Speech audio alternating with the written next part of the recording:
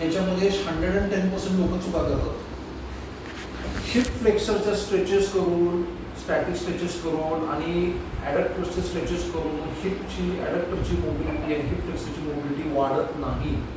ह्याचा अर्थ स्ट्रेचेस करायचं नाही असं नाही, स्ट्रेचेस करायचे, स्ट्रेचेस आपल्याला फ्लेक्झिबिलिटीसाठी करायचे, पण जे मुवमेंट पॅटर्न असतात त्याच्यामध्ये आपल्याला मोबिलिटी पॅटर्न्सच करावं लागतं. मोबिलिटी आणि फ्लेक्झिबिलिटी वाढते का? Yes, there is something known as, हे बघा, फ्लेक्झिबिलिटी म्हणजे नुसती स्टॅटिक कधी फ्लेक्झिबिलिटी नसते. फोरआर्म मी असा नुसतं म्हणून थांबत नाही हो कधी, माझी ही मुवमेंट असते. त्यामुळे फ्लेक्झिबिलिटीचा जो मोबाईल ॲस्पेक्ट आहे, ज्याला मोबिलिटी आपण म्हणतो, पण थोडंसं आपल्याला डिफरन्स करायला लागेल. मोबिलिटी जॉईंट्समध्ये असते, मसलची सुद्धा मोबिलिटी असतेच. आपण जर हे करत बसलो आणि हे करत बसलो तर मुवमेंटला ईज होईल का सांगता येत नाही, कारण हा पॅटर्न होल्डचा वेगळा आणि हा मुवमेंटचा पॅटर्न वेगळा आहे. हे 99.9% लोक चुका करतात. स्क्वॉटमध्ये पाय आत येतात, ॲडक्टरची स्ट्रेच करून होणार आहे का? येस, डेफिनेटली ॲडक्टरची स्ट्रेच करून तुमचे पाय केबिन होणं कमी होणार आहे, पण ती मुवमेंट तुम्ही जास्त मोबिलिटी बेस करा. स्क्वॉटमध्ये तुम्ही मोबाईल आहे,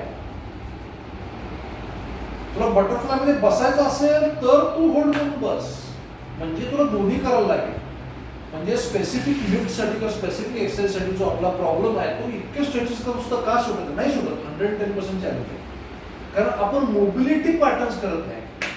आपण फक्त काय करतो? स्टॅटिक होल्ड्स करतो, जे करायला पाहिजे त्याचा कमी लेखत नाही आहे, पण मोबिलिटी पॅटर्न्स हे तुम्हाला अडक्टरसाठी, हिप फ्लेक्सरसाठी करायला लागतात. स्ट्रेंथनिंग सुद्धा करावं लागतं, मोबिलिटी पॅटर्न सुद्धा करावं लागतात आणि स्ट्रेचिंग सुद्धा करावं लागतं.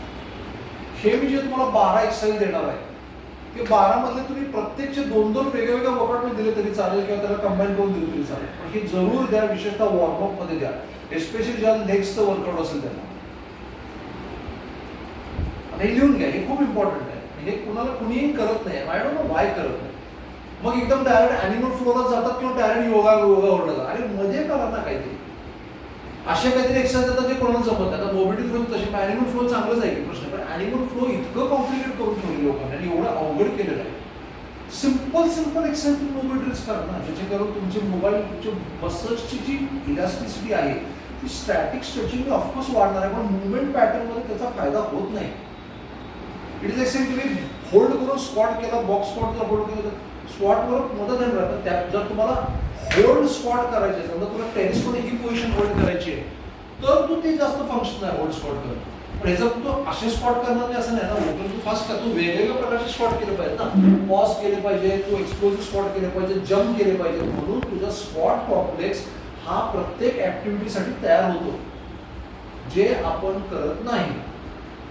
तर ह्या ड्रिल्स मी त्यात देणार आहे. 2 हिप फ्लेक्सरच्या, 2 अडक्टरच्या किंवा 1-1, 2-2 दिल्या तरी तुम्ही चालणार आहे. मेंबरला स्क्वॉटच्या द्या आणि दररोज द्या, वॉर्मअप करून द्या, वेगवेगळे कंबाईन करून द्या, हे आपण करू शकतो. ठीक आहे, आता लिहून घे. पहिलं सगळ्यात म्हणजे तुम्ही करू शकता ना, गुडघ्याचा विषय नाही करू शकत.